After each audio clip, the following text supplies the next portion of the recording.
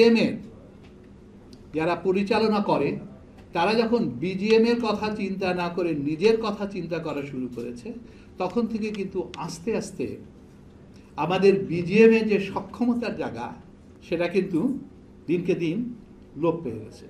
এই জিনিসগুলি কিন্তু আমাদের এখন ওয়ার্কআউট করে গভর্নমেন্টকে কিন্তু বুঝাতে হবে, আমাকে এখন ফাইট করতে হবে যে আমরা এটাকে কিভাবে ডেফার্ট করতে পারি ফার্দার 3 years।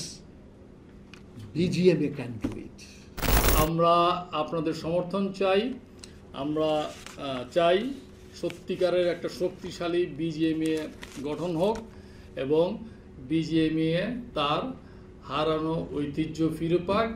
তো আমার স্পেসিফিক কোশ্চেনটা হচ্ছে আপনার প্রতি যে এই এনার্জিটা, এই লোডশেডিংটাকে আপনারা কিভাবে ডিল করবেন? লজিক উইথ ডেটা, যে এই সেক্টরে আপনি গ্যাস দিলে এই রিটার্ন হবে আর এই সেক্টরে এটা হবে।